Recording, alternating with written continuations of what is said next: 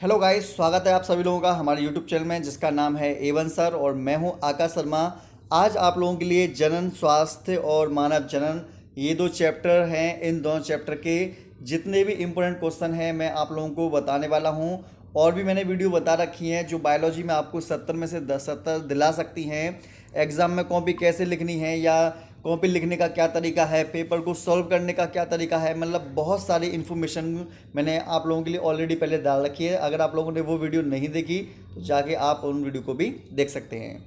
चलिए बिना time waste किए हम चलते हैं अपने क्वेश्चन आंसर की तरफ और बताते हैं कि कौन से क्वेश्चन आपको याद करने हैं और किस तरीके से पेपर में सॉल्व करने हैं। ठीक है, आइए सबसे पहला क्वेश्चन है, सर्टोली कोशिकाएं होती हैं। तो सर्टोली कोशिकाएं जो होती हैं ये होती हैं मनुष्य के वृषण में शुक्राणुओं को पोषण प्रदान करने वाली। ठीक है, अगला हमारा प्रश्न है, 16 कोश की अवस्था में भ्रूण क्या कहलाता है। तो जो 16 कोश की अवस्था में जो भ्रूण होता है उसको हम बोलते हैं मॉरूला। क्या बोलेंगे? मॉरूला। अगला तीसरा नंबर का प्रश्न है, ब्लास्टुला अवस्था में भ्रूण को सर्वप्रथम गर्भाशय से जोड़ने का कार्य कौन सी झिल्ली करती है। तो वो झिल्ली हमारी होती है कोरियन, जिसको हम अपरा भी बोल देते हैं। नेक्स्ट क्वेश्चन है, समरूपी जुड़वा बच्चे पैदा होते हैं जब, कब? जब एक निषेचित अंडा दो कोरक खंडों में विभक्त होकर पृथक पृथक दो स्वतंत्र भ्रूण के रूप में विकसित हो जाते हैं, तब समरूपी जुड़वा बच्चे पैदा होते हैं। तो चौथे का होगा सी। प्रश्न नंबर है 5, निम्न में से किसमें 23 गुणसूत्र होते हैं। तो देखिए जो 23 गुणसूत्र होते हैं वो मिलते हैं द्वितीयक oocyte में। बाकी इन सभी में जो गुणसूत्र होते हैं वो होते हैं 46। क्लियर है? आइए नेक्स्ट क्वेश्चन की तरफ चलते हैं। निसंतान दंपति की सहायता के उपाय हैं, मतलब ऐसे माता पिता जिनके कोई बच्चे नहीं हैं उनको सहायता प्रदान करने वाली कौन कौन सी तकनीकें उपस्थित हैं। तो आप जैसा कि देख पा रहे होंगे, पहला है ZIFT जिसको हम जाइगोट इंट्राफेलोपियन ट्रांसफ़र बोलते हैं। दूसरा है GIFT, इसको गैमेट इंट्राफेलोपियन ट्रांसफ़र कहते हैं।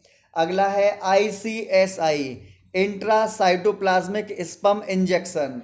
और लास्ट है हमारा AI जिसको हम आर्टिफिशियल इंसेमिनेशन कहते हैं। तो इस तरीके से हमारे ये सभी तकनीकें हैं जो निसंतान दंपत्ति को संतान की प्राप्ति कराने के लिए सहायता करती हैं। ठीक है, आपको क्या काम करना है, ये ऑप्शन तो आपको याद करना ही है, उसके साथ साथ में मैंने इनकी जो फुल फॉर्म दे रखी हैं उन फुल फॉर्म को भी आप याद करना, क्योंकि ये भी आप लोगों के एक एक नंबर में पूछ ली जाती हैं। ठीक है, आइए नेक्स्ट क्वेश्चन की तरफ चलते हैं। अंडाणु के निषेचन को रोकने का उपयुक्त तरीका है। तो देखो पहला ऑप्शन है वंध्याकरण। वंध्याकरण का मतलब होता है नसबंदी, ठीक है, या ऑपरेशन जो किए जाते हैं, आपको पता ही होगा। दूसरा है अवरोधक गर्भ निरोधक। अवरोधक गर्भ निरोधक में क्या करते हैं कि जो गोलियां वगैरह आते हैं, आई पिल्स वगैरह हैं, सहेली वगैरह हैं, या फिर अनवांटेड 72 हैं, ये गोलियां। अगला है अवरोधक युक्ति। अवरोधक युक्ति का मतलब है जैसे सर्विकल कैप आते हैं, कॉन्डोम वगैरह आते हैं, ये सभी तरीके हैं। तो हमारा आंसर जाएगा, बताइए कौन सा आना चाहिए हमारा आंसर। हमारा आंसर होगा ये सभी। कौन सा होगा? ये सभी। और जैसा कि मैंने आपको पहले भी बताया था कि अगर आपका कोई ऑप्शन ऐसा है जिसमें ये सभी दे रखा है तो 99% चांस है कि आपका आंसर वही होगा। 1% आपको दिमाग भी लगाना होता है। अगला है चिकित्सीय सगर्भता समापन, जिसको मेडिकल टर्मिनेशन ऑफ प्रेगनेंसी बोलते हैं, ये MTP है। ठीक है, इसको हम सामान्य भाषा में एबॉर्शन भी बोलते हैं, को कानूनी स्वीकृति प्रदान की गई, मतलब इसको रोकने के लिए। शब्द और मैंने बोल दिया है कि MTP को रोकने के लिए भारत सरकार ने कब मतलब मान्यता प्रदान की, तो आप बताएंगे 1971 में। ठीक है, अगला हमारा प्रश्न है यौन संचारित रोग, जिसको सेक्सुअल ट्रांसमिटेड डिजीज बोलते हैं, ये STD की फुल फॉर्म है, में से उस रोग की पहचान करिए जो विशेष रूप से लैंगिक अंग को ही प्रभावित नहीं करता। देखो पूरा आपने प्रश्न पढ़ लिया और यहाँ पर देखो लास्ट में क्या दे दिया, इसने नहीं दे दिया। इसी चीज़ का आप लोगों को भी ध्यान रखना होगा। ठीक है, तो इसमें आंसर हमारा आएगा एड्स, जिसको हम HIV बोलते हैं। ठीक है, क्योंकि एड्स वो बीमारी होती है जिसमें इस तरीके की प्रॉब्लम्स देखने को मिलती हैं। और एड्स में प्रतिरोधक क्षमता जो होती है वो कम होती है, लेकिन लैंगिक अंग को ये ज़्यादा प्रभावित नहीं करता। अगला है परख नली शिशु, जिसको इन विट्रो फर्टिलाइजेशन कहा जाता है। इसका मतलब क्या होता है? तो इसका मतलब होता है निषेचन इन विट्रो और फिर गर्भाशय में प्रतिरोपण। इसका सिंपल सा मतलब बस इतना ही है कि निषेचन तो होगा परख नली में, लेकिन जो विकास होगा भ्रूण का वो होगा गर्भाशय के अंदर। ठीक है, आइए नेक्स्ट वीडियो नेक्स्ट प्रश्न की तरफ चलते हैं। मैं आपको ये एक बात बताना चाहूँगा कि अगर आप इस वीडियो को लास्ट तक देखें तो ही आप लोग रुको, और नहीं तो फिर एक काम करो, अभी टाइम वेस्ट मत कर लो, आप आराम से यहीं से स्किप करके निकल लो, बहुत प्यार से निकल लो, क्योंकि टाइम वेस्ट एग्ज़ाम टाइम में मैं बिल्कुल भी नहीं चाहता कि किसी भी स्टूडेंट का हो। मैं बस ये चाहता हूँ कि जो पढ़ने वाला बच्चा है वही मेरी वीडियो को देखे, और जो पढ़ने वाला नहीं है तो वो अपना टाइम वेस्ट क्यों करे। आराम से जो कॉमेडी फॉमेडी के चैनल हैं या और भी चीज़ें हैं आप उन्हें जाके देख लीजिए। आइए अगला है अति लघु उत्तरीय प्रश्न, जिसमें सबसे पहला है हमारे पास शुक्राणु का नामांकित चित्र बनाइए। तो आपको क्या काम करना है, आपको बस इतना सा काम करना है कि एक अच्छा सा डायग्राम शुक्राणु का इस तरीके से बना देना है। ठीक है ना, और आपको ये दिखना है शीर्ष भाग, मध्य भाग और लास्ट में कर देना है पुच्छ भाग। ठीक है ना, इनके थोड़े नाम भी लिख देने हैं। यहाँ पर लिख देना केंद्रक, यहाँ पर लिख देना एक्रोसोम। ठीक है, और यहाँ पर बीच में लिख देना माइटोकॉन्ड्रिया। क्लियर है ना। आइए अगला है शुक्र जनन की प्रक्रिया के नियमन में शामिल हार्मोन के नाम लिखो। तो केवल आपको नाम बताने हैं, तो बताएंगे LH हार्मोन। LH हार्मोन को बोलते हैं ल्यूटिनाइजिंग हार्मोन। दूसरा है FSH हार्मोन, इसको बोलते हैं फॉलिकल स्टिमुलेटिंग हार्मोन। अगला है GnRH हार्मोन, इसको हम बोलते हैं गोनेडोट्रोपिन रिलीजिंग हार्मोन। और लास्ट में हमारा होता है एंड्रोजन। कौन सा होगा? एंड्रोजन। तो ये 4 प्रकार के हार्मोन होते हैं जो शुक्राणु जनन की प्रक्रिया में नियमन करने में सहायता करते हैं। अगला है शुक्रीय प्रदप, जिसको सेमिनल प्लाज्मा बोलते हैं, कि इसके प्रमुख संघटक क्या हैं। मोस्ट इंपोर्टेंट है, पेपर में बहुत ज़्यादा पूछा भी जा रहा है। शुक्राशय, प्रोस्टेट तथा बल्बोयूथर ग्रंथियों के स्राव शुक्राणुओं को गतिशील बनाए रखने के लिए और परिपक्व बनाने में सहायक होते हैं। इनको शुक्रीय प्रदप कहा जाता है। इसमें मुख्यतः फ्रक्टोज, कैल्शियम और भरपूर मात्रा में एंजाइम भी पाए जाते हैं। जब शुक्रीय प्रदप में शुक्राणु इंक्लूड हो जाता है तो उसे हम वीर्य बोल देते हैं या फिर सीमन बोल देते हैं। अगला हमारे पास प्रश्न है प्रसव क्या है, इसको प्रेरित करने वाले हार्मोन के नाम बताइए। तो देखो, प्रसव को सामान्य भाषा में डिलीवरी भी बोलते हैं, पार्ट्यूरिएशन भी बोलते हैं, या फिर आप बोलेंगे बच्चा होना, मतलब कोई महिला जब किसी बच्चे को जन्म देती है तो वो प्रसव कहलाता है। चलो बायोलॉजी की भाषा में देख लेते हैं।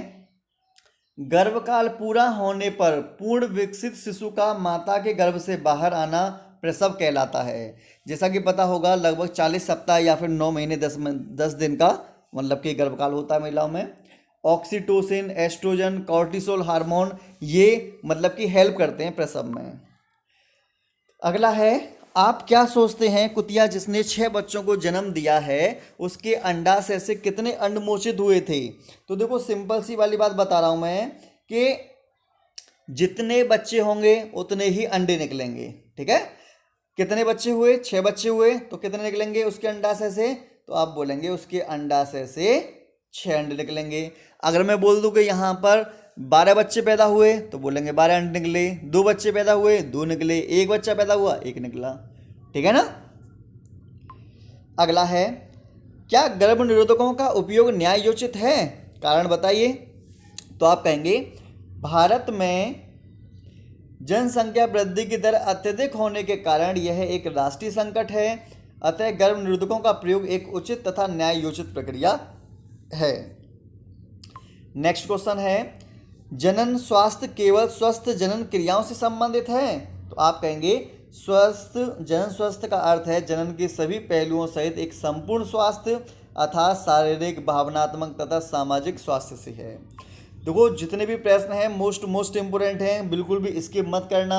वीडियो को 2-3 बार देख लो जिसके कारण आपको क्या हो जाए, जल्दी से जल्दी ये प्रश्न याद हो जाएं और आप लोग आसानी से एग्जाम में अच्छे नंबर लेकर आ पाओ। ठीक है ना। आइए नेक्स्ट क्वेश्चन देखते हैं। प्रथम स्तन या कोलोस्ट्रम किसे कहते हैं? हमारे पास दे रखा है सगर्भता अवधि के अंत में, मतलब प्रेगनेंसी टाइम के अंत में स्तन ग्रंथियों से दूध स्राव शुरू हो जाता है। यह नवजात शिशु का पूर्ण आहार होता है। दूध श्रावण के आरंभिक दिनों में जो दूध स्रावित होता है उसे कोलोस्ट्रम कहते हैं। इसमें उपस्थित प्रतिरक्षी नवजात शिशु में प्रतिरोधक क्षमता उत्पन्न करते हैं। तो प्रतिरोधक क्षमता को उत्पन्न करने के लिए कोलोस्ट्रम का यूज किया जाता है। अगला है ग्राफीन फॉलिकल का नामांकित चित्र बनाओ। आप क्या काम करेंगे, देखो गूगल पर डायरेक्ट डाल देना ग्राफीन फॉलिकल NCERT, ठीक है, डायग्राम मस्त निकल आएगा, वहाँ से आप इसे बना लीजिएगा। अगला है पीत पिंड या कार्पस ल्यूटियम किसे कहते हैं तथा स्पर्म टेल का क्या कार्य है बताइए। तो ये भी अच्छा प्रश्न है। देखो इसमें क्या काम करना है आपको, स्पर्म टेल का कार्य बता दे रहा हूँ। स्पर्म टेल का कार्य होता है शुक्राणु को गतिशील बनाए रखना या तरल माध्यम में गति कराने में सहायता प्रदान करना। अगला है कार्पस ल्यूटियम जिसको हम पीत पिंड बोलते हैं। इसका मतलब होता है कि एक संरचना होती है कार्पस ल्यूटियम जो अंडाशय के अंदर होती है। ये एक हार्मोन रिलीज करती है जिसका नाम है प्रोजेस्टेरोन हार्मोन। और प्रोजेस्टेरोन हार्मोन जो होता है वो अंडाणु को गर्भाशय में अंतः स्थापित करने में सहायता करता है। ठीक है ना, इसलिए इसको गर्भधारण हार्मोन भी कहते हैं, ये भी ध्यान रखना। अगला है स्त्री जनतंत्र का नामांकित चित्र बनाइए। तो देखिए आपको क्या काम करना है, अच्छा सा डायग्राम बनाना है। मैं आपको रफली बना के दिखा देता हूँ कि स्त्री जनतंत्र का डायग्राम इस तरीके से बनाएंगे। ये अंडाशय, ये फिलोपियन नलिका, ये गर्भाशय, ये सर्विकल कैप और यहाँ पर योनि। ठीक है, इस तरीके से आपको क्या काम करना है। आपके पास मॉडल है तो मॉडल में से बनाओ, मॉडल नहीं है तो किताब होगी, किताब नहीं है तो आप गूगल पे सर्च कर लेना। अगला है वृषण व अंडाशय के कार्य लिखो। कि जो नर होते हैं, नर के अंदर वृषण पाए जाते हैं, महिलाओं में अंडाशय होते हैं। तो ये क्या काम करते हैं हमें ये देखना है। वृषण में जनन कोशिकाओं से शुक्राणु द्वारा शुक्राणु का निर्माण होता है। तो आपको ध्यान देना होगा कि वृषण में क्या बनेंगे, शुक्राणु बनेंगे। इसकी सर्टोली कोशिकाएं शुक्राणु को पोषण प्रदान करती हैं। तो पेपर में आएगा शुक्राणु को पोषण प्रदान करने वाले कोशिका का नाम, जैसा कि आपने पहले नंबर का ऑब्जेक्टिव भी देखा था, सर्टोली कोशिकाएं होती हैं। अगला है वृषण की लीडिंग कोशिकाओं से कौन सा हार्मोन निकलता है, तो बताएंगे टेस्टोस्टेरोन हार्मोन, जिसको हम एंड्रोजन हार्मोन भी बोल देते हैं, ये भी ध्यान रखना। ठीक है। अगला है अंडाशय के कार्य। तो देखो अंडाशय का पहला कार्य है ये अंडाणु को निर्माण करेगा। अंडाशय की ग्राफिन पुटिका से एस्ट्रोजन हार्मोन, जिसको हम मादा हार्मोन या स्त्री हार्मोन भी बोलते हैं, यह अंडो उत्सर्जन को प्रेरित करता है। तीसरे नंबर का वही है जो मैंने अभी आपको कार्पस ल्यूटियम वाला पीछे समझाया था। अंडाशय में बनी कार्पस ल्यूटियम से स्रावित प्रोजेस्टेरोन हार्मोन गर्भाशय में निषेचित अंडाणु को स्थापित करने में सहायता करते हैं। ठीक है, ये आप चेक करके देख लेना। 2020 में ये यूपी बोर्ड में 3 नंबर में ये वाला पूछा भी गया है। और देखो मैंने जो पेपर डाला था, अगर आपने पेपर नहीं देखा तो पेपर देख लेना। 2022 में 4 तारीख को जो यूपी बोर्ड में एग्ज़ाम आने वाला है बायोलॉजी का, उसमें भी ये वाला प्रश्न दे रखा है। देखो हमारे समाज में पुत्रियों को जन्म देने का दोष महिलाओं को दिया जाता है, स्पष्ट करो। तो देखो कैसे स्पष्ट करना है। स्त्री में XX लिंग गुणसूत्र तथा पुरुष में XY लिंग गुणसूत्र उपस्थित होते हैं। जब स्त्री का X गुणसूत्र तथा पुरुष का Y गुणसूत्र मिलते हैं तो पुरुष XY होगा, जबकि स्त्री का X गुणसूत्र पुरुष का X गुणसूत्र मिलते हैं तो पुत्री पैदा होगी। अतः उत्पन्न संतान का लिंग निर्धारण पुरुष के गुणसूत्र द्वारा होता है, ना कि स्त्री के गुणसूत्र से।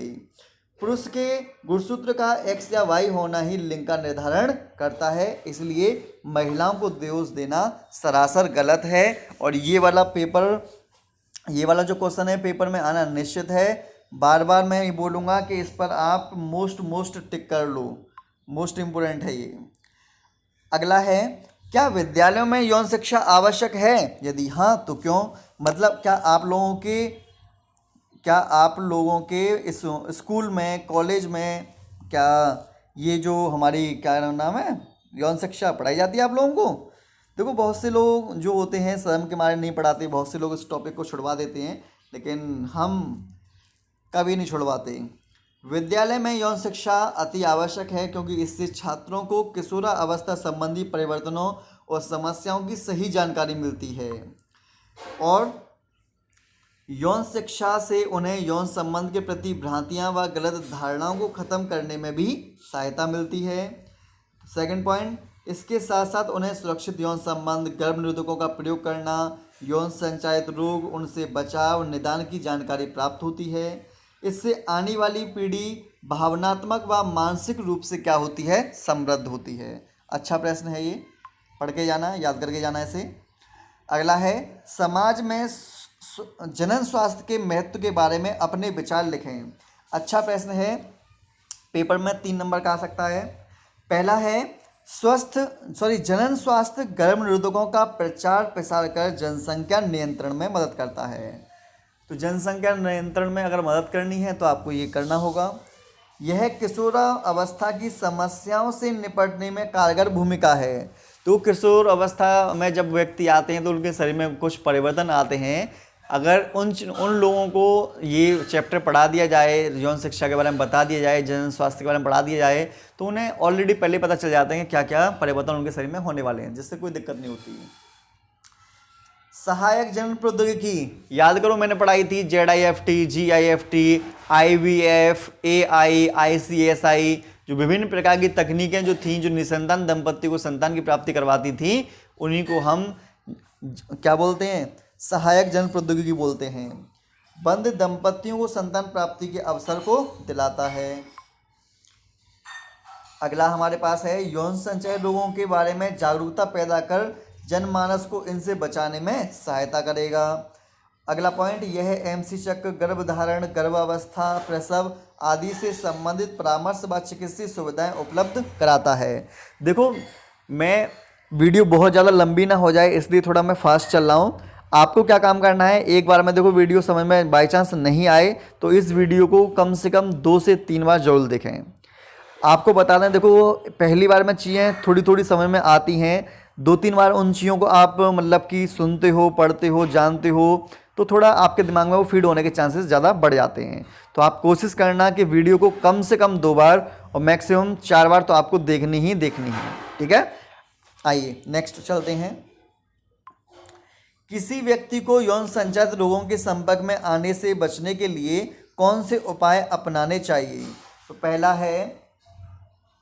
क्या है, सहवास के दौरान कंडोम का प्रयोग करवाना चाहिए, समलैंगिकता से दूर रहना चाहिए, अनजान व्यक्ति के साथ यौन संबंध न बनाएं, वेश्यावृत्ति महिलाओं से दूर रहें और यौन समस्या होने पर कुशल चिकित्सा से परामर्श दिलवानी चाहिए। तो ये वो पॉइंट हैं जिनके माध्यम से आपको ये वाला जो पॉइंट है 2 नंबर आपको दिलाने में सक्षम है। और ये नॉर्मल सी चीज़ें हैं, ये आपकी लाइफ में भी बहुत ज़्यादा काम आती हैं। एग्ज़ाम के लिए इम्पोर्टेंट तो है ही हैं, लेकिन आपकी लाइफ में भी मोस्ट इम्पोर्टेंट है। अगला है, उल्वेदन एक घातक लिंग निर्धारण प्रक्रिया है जो हमारे देश में निषेधित है, क्या यह आवश्यक होना चाहिए? टिप्पणी करें। तो देखिए, उल्वेदन जिसको एमनियोसेंटेसिस बोलते हैं, यह भारतवर्ष में निषेधित है क्योंकि ऐसी जांच प्राय भ्रूण के लिंग ज्ञात करने के लिए की जाती हैं। ऐसी जांच के बाद प्राय कन्या भ्रूण हत्या कर दी जाती है। इसके लिए MTP का सहारा लिया जाता है। इसे किसी भी प्रकार उचित नहीं ठहराया जा सकता तथा कानूनी तौर पर भी इसे पूर्णतः प्रतिबंधित है। देश में नर और मादा जो संतुलन है वो भी विगुणित है, मतलब असंतुलित हो चुके हैं। अच्छा पॉइंट है, इसी के द्वारा देखो जब लिंग का निर्धारण हो जाता है कि उत्पन्न होने वाली संतान लड़की है तो बहुत से लोग उनको मार देते हैं, लड़कियों को, जिसको मादा भ्रूण हत्या कहा जाता है, जिसके कारण हमारे समाज में लड़कियों की संख्या कम और लड़कों की संख्या ज़्यादा हो जाती है। अगला है, जनसंख्या विस्फोट से क्या अभिप्राय है, इसके कारण बताओ। आपको बताना है, ये 5 नंबर आपको बड़े प्यार से दिलाएगा। मोस्टली जितने भी एग्ज़ाम होते हैं, ठीक है, बोर्ड एग्ज़ाम, किसी ना किसी सेट में ये वाला तो आता ही आता है। आइए देखते हैं। प्राय मृत्यु दर में कमी, कभी कभी जन्म दर में तीव्र वृद्धि के कारण किसी स्थान विशेष जनसंख्या में आकस्मिक तथा तीव्र विस्तार जनसंख्या विस्फोट कहलाता है। 2 व्यक्ति प्रति सेकंड, मतलब 1 सेकंड हुई 2 बच्चे पैदा, दूसरी सेकंड 2 बच्चे और पैदा, अगली सेकंड 2 बच्चे और पैदा। इस तरीके से आप समझ चुके होंगे कि किस तरीके से हमारी जनसंख्या कितनी तेजी के साथ बढ़ रही है। तो देखो जनसंख्या वृद्धि के क्या क्या कारण हैं, उन कारणों के बारे में हम जल्दी से देख लेते हैं। स्वास्थ्य सुविधाओं के कारण शिशु व मातृ मृत्यु दर में कमी आई है ना। जनन योग्य व्यक्तियों की संख्या में भी वृद्धि का होना, अशिक्षा के कारण परिवार नियोजन को ना अपनाना और उनके तरीकों को गलत समझना, सामाजिक रीति रिवाज के कारण पुत्र प्राप्ति की चाह में दंपति संतान उत्पन्न करते हैं, कम आयु में विवाह होने से अधिक संतान उत्पन्न होना, निर्धन लोगों का मानना है कि जितने अधिक बच्चे होंगे वो उतना अधिक धन कमाएंगे, जिससे जनसंख्या में वृद्धि होती है। ये वो पॉइंट हैं जो मोस्ट इम्पोर्टेंट पॉइंट हैं। मैं आपको बहुत फास्ट तरीके से करा रहा हूँ, यकीन मानिए 2 चैप्टर को पढ़ाने में कम से कम 1 महीना लेता हूँ और आपको मात्र इन दोनों चैप्टरों को आप 20 से 25 मिनट में आप रिवाइज कर पा रहे हैं, ये बहुत बड़ी बात है। इसलिए आप ध्यान रखना, एक बार में समझ में नहीं आएगा, आपको 2 से 3 बार वीडियो देख लेना है। अगला है परिवार नियोजन से आप क्या समझते हैं, मानव जनसंख्या नियंत्रण के उपाय भी लिखिए। तो परिवार के आकार को सीमित रखना ही परिवार नियोजन कहलाता है। इससे जनसंख्या वृद्धि की दर को नियंत्रित किया जाता है। ठीक है, कौन कौन सी विधियां हैं? विवाह के लिए लड़की व लड़के की आयु 18 से 21 से बढ़ाकर 22 से 25 कर देनी चाहिए। लैंगिक शिक्षा का विकास और सीमित परिवार के लाभों को प्रचार प्रसार किया जाना चाहिए। तीसरा पॉइंट, यांत्रिक विधियों द्वारा जैसे कॉन्डोम, सर्विकल टोपी का प्रयोग करवाना चाहिए। चौथा, रासायनिक विधियों में जैसे खाने की गोलियां, माला डी, सहेली, अनवांटेड 72 और शुक्राणुनाशक नॉन ऑक्सी 9 तथा जेली आदि क्रीम का प्रयोग करवाना चाहिए। पांचवा मोस्ट इम्पोर्टेंट है, यूपी बोर्ड में 2020 में पूछा भी गया है कि वंधीकरण को नसबंदी बोलते हैं। पुरुषों में वासेक्टोमी और स्त्रियों में ट्यूबेक्टोमी द्वारा जनसंख्या नियंत्रण किया जाना चाहिए। आईयूडी इसको बोलते हैं इंट्रा यूटेरिन डिवाइस, को योनि मार्ग के द्वारा गर्भाशय गुहा में स्थापित किया जाता है। इससे युक्त आयन अंडाणु तथा शुक्राणु में संयुग्मन के अवरोध उत्पन्न करके गर्भधारण को रोकते हैं, जैसे copper T Multiload 375। Last question है, ये आपके लिए होमवर्क है।